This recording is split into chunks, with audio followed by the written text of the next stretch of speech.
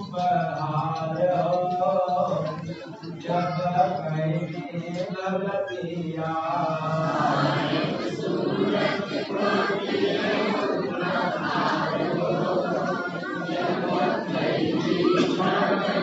कहीं भगतिया कृपा से भगतिया कहीं भगतिया कृपा से भगतिया सुननी घट में सबद झनकार हो जब कहीं भगतिया घट में सबद झनकार हो जब कहीं भगतिया गुरु वचन से लगवनी प्रीतिया गुरु वचन से लगवनी प्रीतिया धोनी जगत में गुरु का कीर्तिया धोनी जगत में गुरु का कीर्तिया आगे घर से निकल के ठगहार हो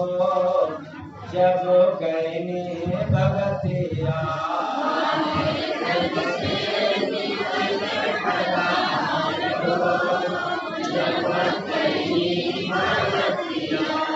गुरु बचनिया जननी महात्म गुरु बचनिया जननी महात्म पावन चरनिया में पवनी समागम पावन चरनिया में पवनी समागम फुलल दसवां महल के द्वार हो जब कहीं भगतिया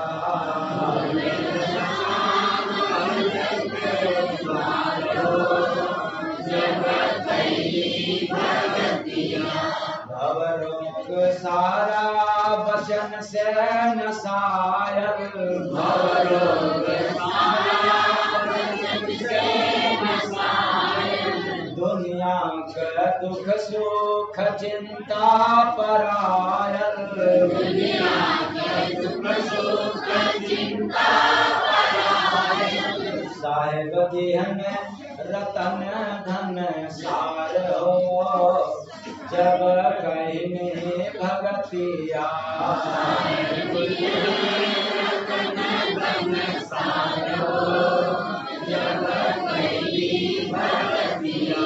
सिमरन गयनी गुरु के बचनिया सिमरन गयनी गुरु के बचनिया बन गयनी अपने पिया के सजनिया बन गयनी अपने पिया के सजनिया भयल बारिश दया का लगातार हो जब कहीं भगतिया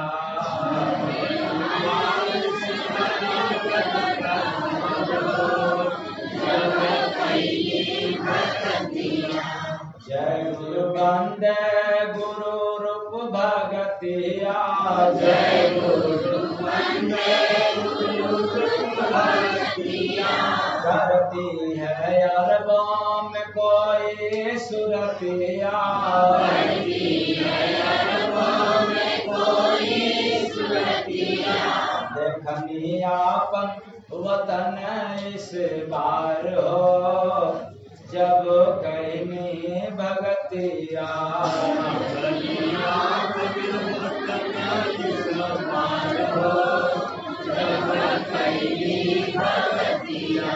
साहेब सूरत को दिए उपहार हो जब कहीं भगतिया साहेब सूरत को दिए उपहार हो जब कहीं भगतिया साहेब सबका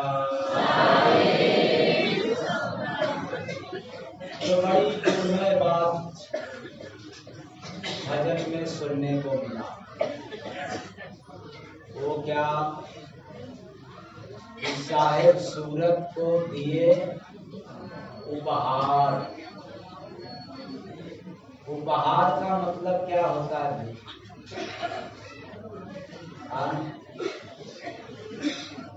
पढ़े लिखे लोग,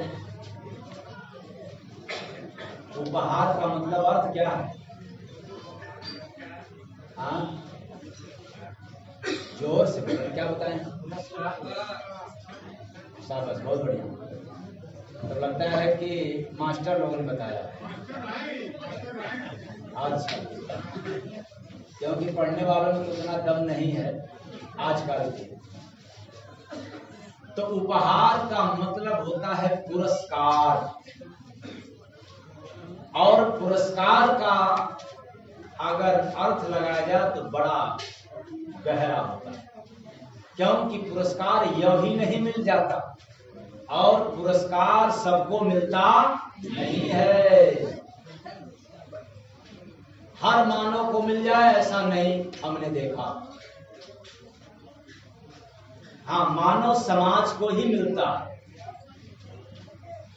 इसलिए लाइन पर याद रखना, साहेब सूरत को दिए उपहार हो, लेकिन शर्त है आगे। देखो मम्मी तो खुश होगी, जल्दी करो जल्दी करो उसको तो कहाँ बात था? साहेब सूरत को दे उपहार हो, लेकिन शर्त आगे, जब कहनी भगतिया साहेब सूरत को दिए उपहार हो, जब कहनी भगतिया। याद रखना, इंसान सभी लोग हैं, लेकिन सबको पुरस्कार मिलता नहीं तब तक जब तक कुछ प्रदर्शन में, कुछ कला में, कुछ गुण में श्रेष्ठ नहीं होंगे, तब तक उनको पुरस्कार मिलने वाला नहीं है। जैसे बच्चे पढ़ते हैं एक क्लास में कई, लेकिन फर्स्ट, सेकंड और थर्ड उपहार तीनों को मिलता होगा, तो फर्स्ट को अलग, सेकंड को अलग, थर्ड को, अब बाकी लोगों को उनको भी मिलता होगा ट्विंकल ट्विंकल लिटिल स्टार। तो उपहार विशेष लोगों को मिलता है। इसलिए ऐ चेतन प्राणियों, मानव समाज में जो कोई भक्ति करता है उसी को क्या मिलता है? क्या मिलता है? उपहार, पुरस्कार। क्या करता है?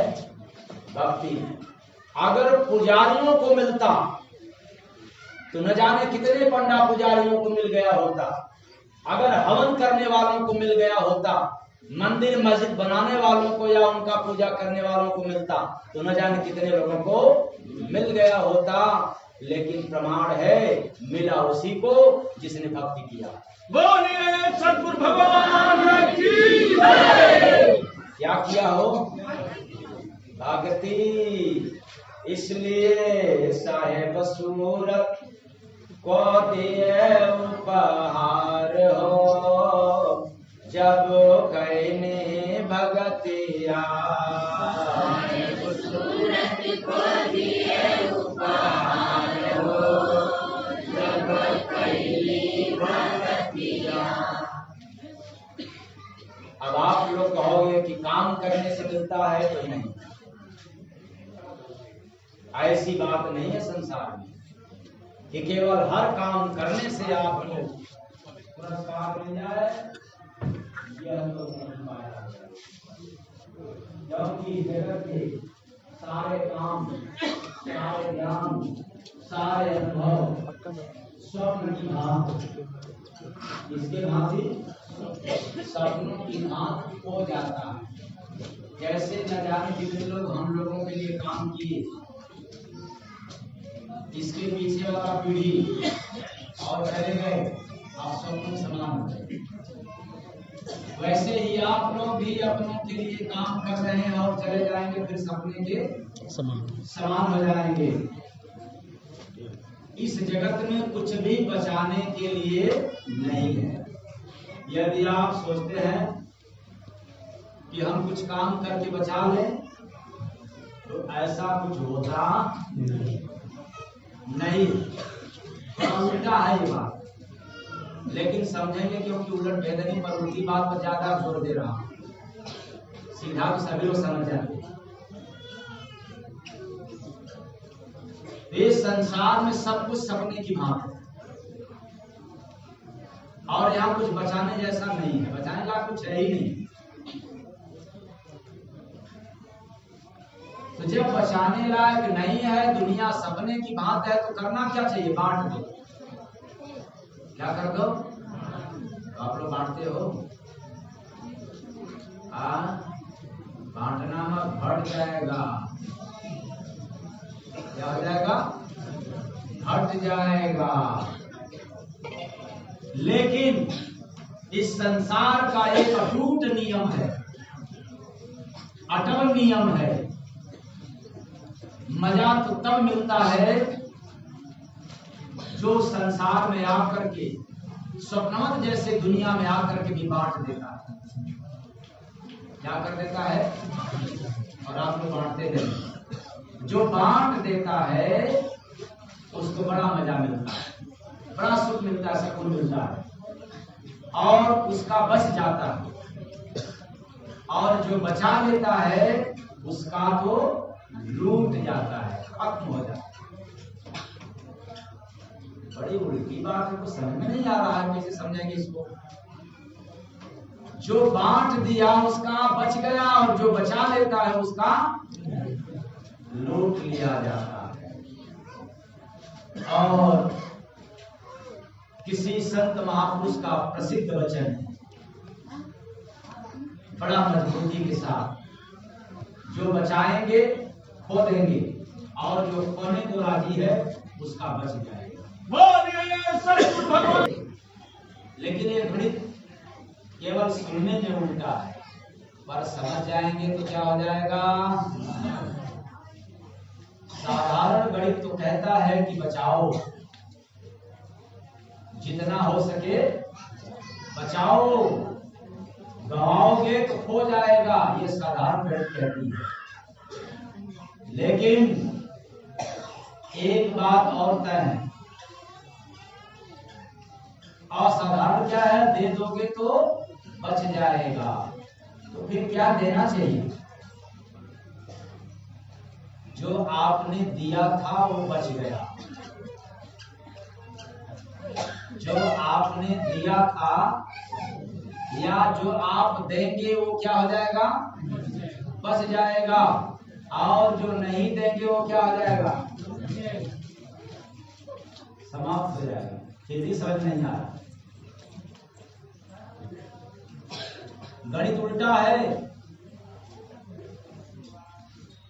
जो देंगे वही बचेगा, जो नहीं देंगे वो लुट जाएगा, बर्बाद हो जाएगा, सड़ जाएगा।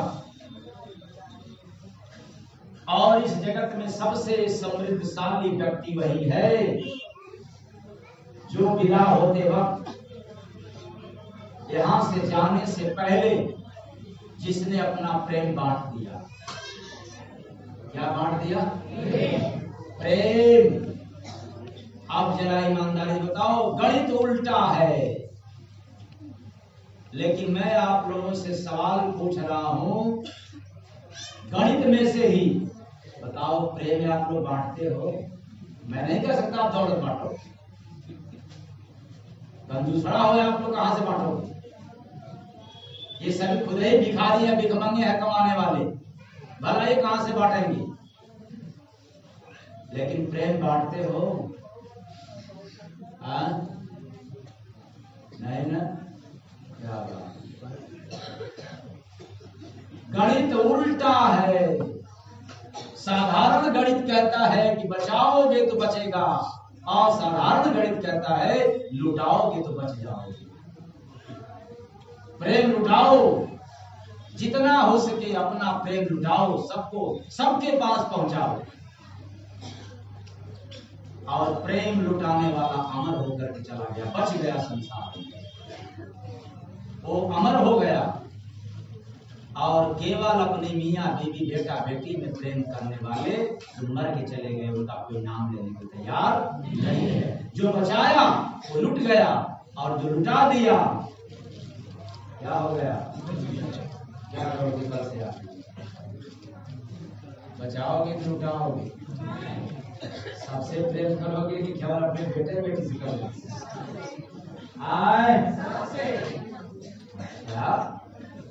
ये कैसे गंगा जी यहाँ उल्टे रहा?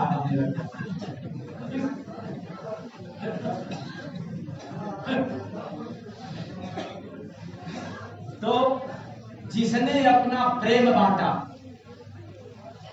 जिसने अपना ध्यान बांटा, हम ध्यान करते भाई, आपको भी ध्यान करो, बहुत लाभ मिलेगा। बांटते हो आप लोग? नहीं, हम तो चोरी से ध्यान कर लेते हैं, किसी को पता न चले। अब कोई पूछे क्या दुल्हन बन करके करते हो? हाँ, तुम्हें क्या पता है, जाने तो तुम्हारे बस की बात नहीं। अरे उसको भी समझाओ, ध्यान को बांटो, प्रेम को बांटो और अपना सही ज्ञान बांटो। डॉक्टर ज्ञान को चुराता है, इसलिए सारे डॉक्टर मर के चले गए और उनका कोई वचन प्रसिद्ध नहीं हुआ, क्योंकि डॉक्टरों को सबसे बड़ा डर रहता है कि यदि हम सिखा देंगे, बता देंगे तो हमारी कमाई क्या हो जाएगी। ये जितने वैद्य है, अगर इनसे उनकी छोड़, जितने होम्योपैथ के डॉक्टर अगर वो दवा लिखते हैं ना, वो इतना कोड भाषा में लिखेंगे कि दूसरा कोई जानने, बस मुर्गा मेरे ही पास आए, किसी और हलाल वाले के पास न जाए, रोगी मेरे ही पास आए। सांप के सांप चोरी करने वाले हैं ज्ञान। एक महात्मा ही होते हैं, उनको जो भी ज्ञान मिलता है वो बांट देते हैं। आपको कहने सुनने में कुछ अजीब लगता होगा, लेकिन मैं इस पर एक उदाहरण दे रहा हूँ। कोई पानी अभी लिया है ना, वो कैबिन वाटर का दो, एक बॉटल, बाकी सब कोई देख लेंगे, कोई भी देगा जिसका जल्दी आ जाए, बस एक बात। ये जो मशीन का पानी आप लोगों को बता रहा हूँ, बड़ा अच्छा इसमें टॉपिक में आ गया। इसको हम बाद में बताने वाले, लेकिन ऐसा टॉपिक आ गया कि हमें रोक करके बीच में बताना पड़ रहा। इसका, इस पानी का नाम है कैंगन वाटर। क्या नाम है? कैंगन, क से कबूतर,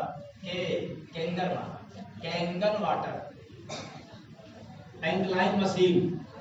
ये जापानी मशीन है, 2.5 लाख से लेकर के 4.5 लाख तक है, तो सबसे बड़ी वाली पानी मशीन का है ये। और ये मशीन बनारस में तो कम से कम 4-6 जगह है, लेकिन इसका पानी सिर्फ बीमारियों के लिए, रोगियों के लिए 3 जगह निकलता है। और इसका पानी बड़ा महंगा बिकता है। एयरपोर्ट पर जाते हैं हम लोग लेने के लिए 100 रुपया लीटर मिलता है, 100 रुपया वाटर। यहाँ तो लिए होंगे तो मालूम हो गया होगा कितना। और गाजीपुर में 2 जगह है, जिसमें एक जगह मिलता ही नहीं है, केवल आश्रम को उपलब्ध है। बलिया में 2 जगह हो गया, एक बलिया सिटी में है, उसका पानी महंगा है, और दूसरा यहाँ पर हो गया। कहाँ पे हो गया? दूसरा यहाँ पर लोग मंगा रहे हैं, अभी मशीन नहीं बैठी लेकिन लोग मंगा रहे हैं यहाँ की व्यवस्था पर। तो ये मशीन वाले इस ज्ञान को चुराए रहे। इस मशीन का पैसा महंगा से महंगा पैसे की पानी को मार्केट में दे रहे हैं, फायदा कर रहा है, काफी फायदा कर रहा है, लोग दे रहे हैं, लेकिन प्रचार नहीं कर रहे थे। और जैसे ही मुझे मालूम हुआ, हमने मन से ललकारना चालू कर दिया। हमने कहा इस पानी को इतना फैला देंगे कि कम से कम लोगों की दवाई बंद हो जाएगी इसको पीने से।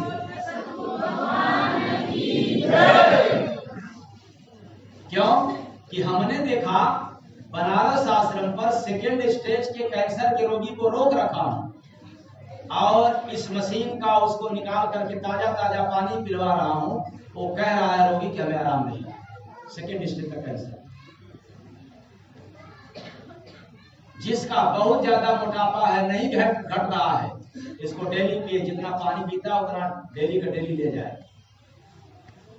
जितना पानी हम लोग पीते हैं उतना इसको पीना चाहिए रोज, तो पेट भी पचक जाएगा, यानी वेट भी घट जाएगा और भी इस कौन कौन सी बीमारी को दूर। हाँ, पानी का नाम आपको न आए तो एक काम कर सकते हैं, रोग निवारण पानी।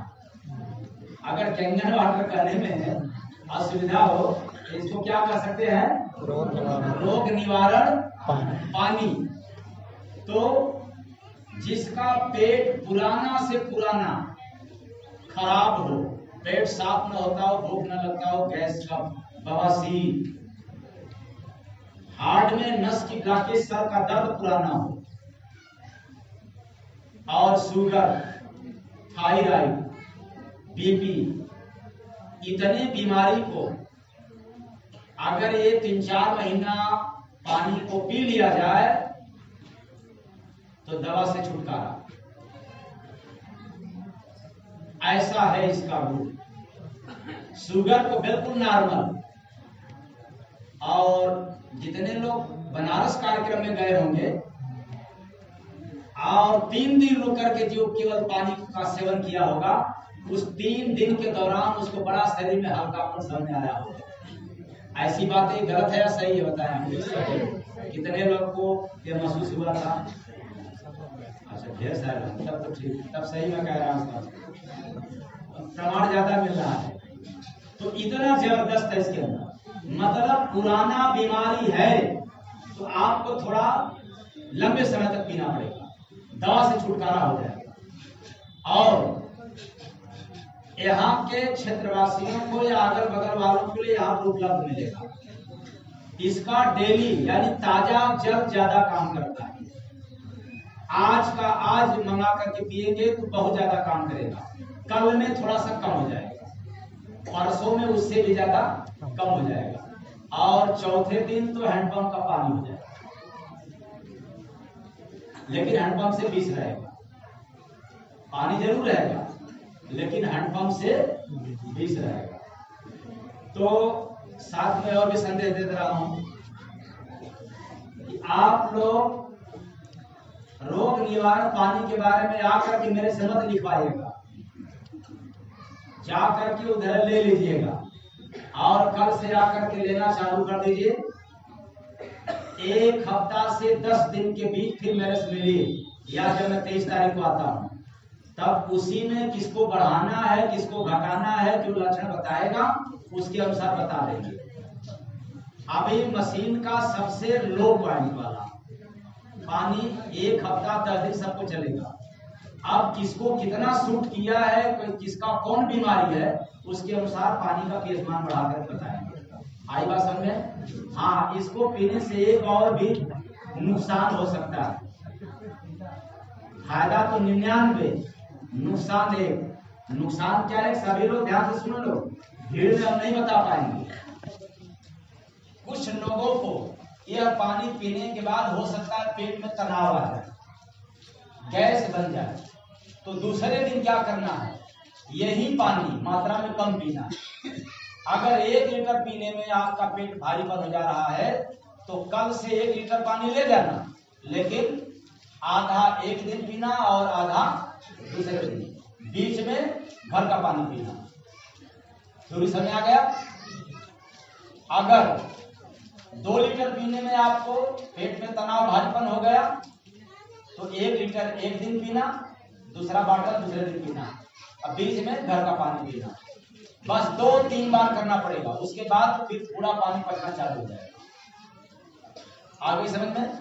सुबह और रात में गुनगुना करके पानी पीना है, ठंडी भर। बरसात और जाड़ा में एक बार भी ठंडा नहीं करना है, सीधे पी जाना है। दोपहर में बिना गर्म किए पी सकते हैं, लेकिन गर्म मत करना, केवल गुनगुना, इसका ठंडा ही न रहे। ये बात सबको समझ आएगा कि बात फिर पूछेंगे कहाँ कहत बोला बाबा। हाँ, अपने संगीत सिखाने वाले गुरु के विद्यालय में गया, एडमिशन कराया, क्योंकि वह संगीतज्ञ गुरु ने विद्यालय खोल रखा। तो उन्होंने अलग अलग तरह का फीस निर्धारित कर दिया। अब जरा विचार करना फीस के बारे में। पहला फीस, जिनको केवल संगीत सिखाना था उनका फीस 200 रुपया। कितना? 200। और जिन्हें थोड़ा आता है संगीत, उनको सिखाने के लिए 300 रुपया। फिर यहां बड़ी उल्टा है, याद करना। जिनको संगीत सिखाना है उनको, उनके लिए फीस कितना? 200। जिनको कुछ आता था उनके लिए फीस कितना? 300 रुपया। और जिन्हें ज्यादा संगीत आता है उनको सिखाने के लिए 500 रुपया। थोड़ा गड़बड़ होगा। हम लोग सीधा गणित से आंकड़ा क्या लगाएंगे? अरे जिनको बहुत ज्यादा आता है उनको 500 रुपया की क्या जरूरत है? उनका कितना रहना चाहिए? 200। लेकिन यहाँ ठीक उल्टा है। वही बात आप लोगों के ऊपर बैठेगा, ठीक सटीक। याद रखना, साहेब सूरत, अभी बताना बाकी है। साहेब सूरत को दिया उपहार हो, जब कहने भगतिया। साहेब सूरत को दिया उपहार हो, जब कहने भगतिया। तो एक व्यक्ति ने सवाल कर दिया। क्या सवाल किया? कि जिनको थोड़ा आता है उनका फीस इतना कम क्यों? ये तो गलत है नियम आपका गुरुजी। भला हम लोग कैसे सीखें? उनके लिए तो बड़ा अच्छा है जिनको कुछ आता होता नहीं है, लेकिन हम लोगों के लिए तो गलत है, क्योंकि हम लोगों को तो कुछ आता है। तो गुरु जी ने बताया कि देखो, जिनको कुछ नहीं आता है उनको केवल सिखाना। जिनको कुछ नहीं आता उनको केवल सिखाना है। उनके लिए कुछ मेहनत करने की आवश्यकता नहीं है। उनको जो कुछ भी कहा जाएगा वो सीख जाएंगे, याद कर लेंगे। लेकिन याद एक बात और करना, जिन्हें थोड़ा कुछ आता है उन्हें जो आता है वो गलत है।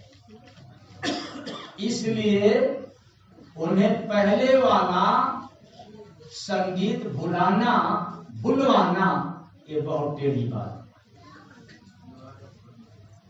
जो पहले से उनके पास ज्ञान है, संगीत है, वो छोड़ दें, वो भूल जाएं, ये बहुत कठिन काम है। इसलिए फीस कितना? आप लोगों को क्या याद मालूम है? तुलसी माई पूजा आया था ना, भूल गए आप लोग? नहीं, बिना दुल्हे का बारात जो है कि लगा करके तुलसी माई का पूजा विवाह करा के अपने चाप छूट करके फिर